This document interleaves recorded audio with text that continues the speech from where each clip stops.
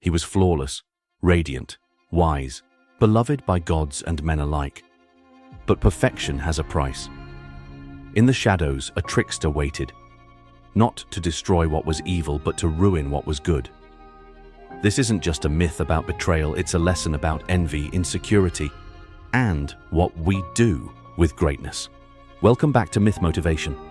In the vast cosmos of Norse mythology, few figures shine as brightly as Baldur, the golden child of Asgard.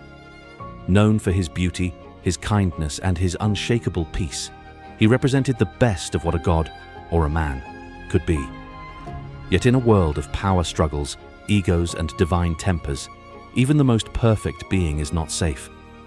Because perfection, in the eyes of those who feel small, doesn't inspire. It threatens. Loki, the trickster god, was clever beyond measure. But cleverness without wisdom is a dangerous thing.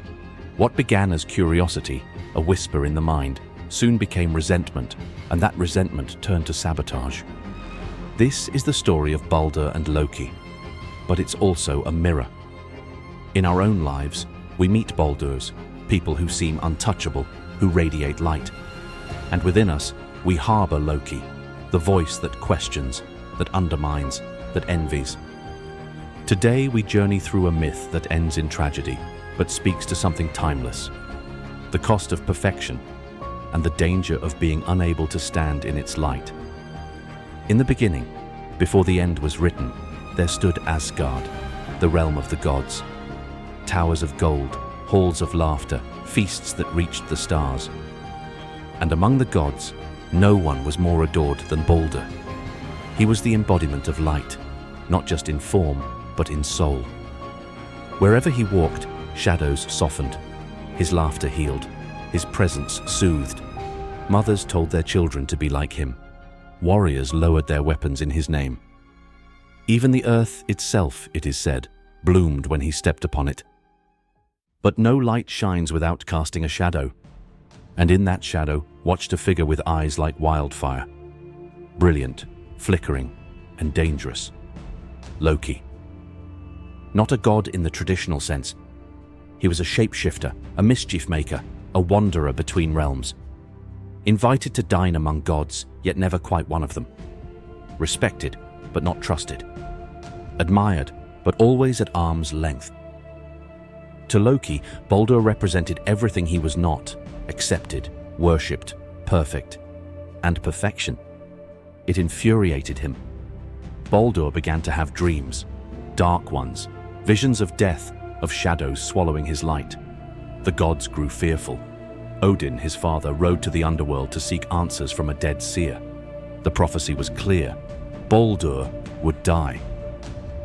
But Frigg, Baldur's mother, would not allow it. She traveled across the realms and made every living thing swear an oath never to harm her son. Steel, stone, fire, poison, all vowed they would never touch Baldur. The gods rejoiced. Baldur, it seemed, was now invincible. They turned his protection into a game. In the great halls of Asgard, they hurled spears, axes, and boulders at him, all of which bounced off harmlessly. Laughter echoed through the halls. Baldur stood smiling, untouchable. But in the back of the hall, Loki watched, quiet, unsmiling. He approached Frigg in disguise and asked, "Surely, every single thing made the vow?" Frigg, perhaps proud, perhaps tired, replied, "All but mistletoe. It was too small to matter." That was all Loki needed. In the woods, he found a young sprig of mistletoe, innocent, fragile, seemingly harmless. But evil doesn't always wear a crown. Sometimes it wears a smile. Loki shaped the mistletoe into a dart. Not a blade, not a hammer, just a slender thing, light as breath, sharp as betrayal. He returned to the hall where the gods were still playing their deadly game with Baldur. This time, Loki approached Hoder, Baldur's blind brother. He placed the dart in Hoder's hand and whispered, "Let him feel your strength. Aim here." The gods laughed, thinking it another jest. Hoder threw. The hall fell silent. Baldur staggered. He did not smile. He fell. And the light, the perfect, untouchable light, was gone. The gods wept. Even the sky dimmed. Flowers wilted. Birds ceased their song. The world itself recoiled from the loss. Odin was shattered. Frigg collapsed. The gods had known battles. They had known loss. But this was the death of Innocence. And Loki, he vanished. No apology, no remorse, just silence. They tried to bring Baldur back. Odin sent messengers to Hel, the underworld where the dead dwelled not in torment but in silence. There, Baldur sat, golden even in death, still peaceful, still perfect. Hel, the goddess of the underworld, made an offer. If every being in existence wept for Baldur, she would release him. And the gods did it. They traveled across realms, from giants to dwarves, beasts to spirits.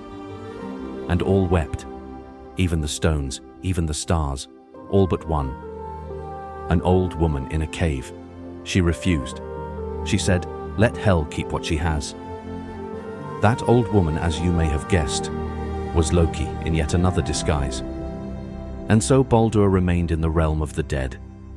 And something changed in Asgard. Joy dimmed, trust faltered. The gods no longer played.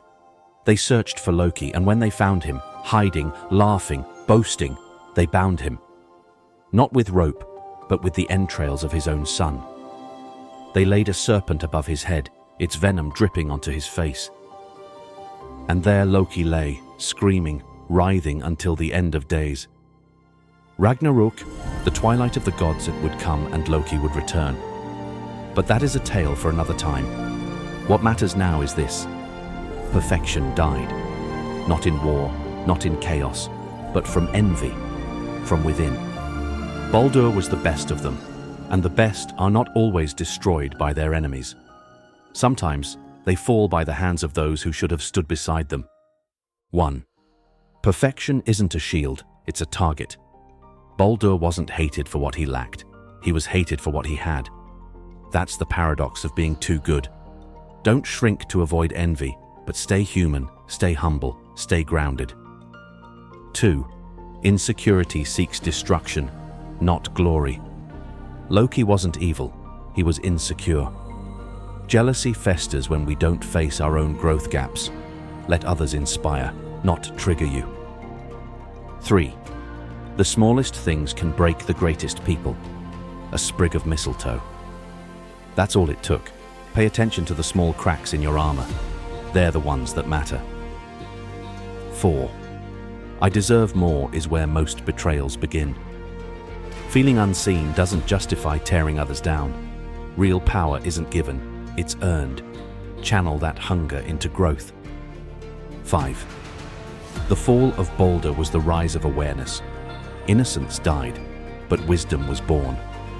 Maybe your fall is the start of something more honest, resilient, and real. You're not just the light, you're also the shadow. And greatness isn't about being untouchable, it's about being aware. You're allowed to feel envy. You're allowed to doubt. But what matters is what you do with it. Be better, not to be admired, but to be fulfilled. That is the path Baldur never got to walk. But you can. If this story struck something inside you, a truth you've been avoiding, a voice you've been silencing, don't let it fade. Share this video with someone who needs to hear it. And if you're ready to dig deeper into the myths that mirror your journey, hit subscribe, because every week we uncover the ancient stories that reveal who we are and who we can become.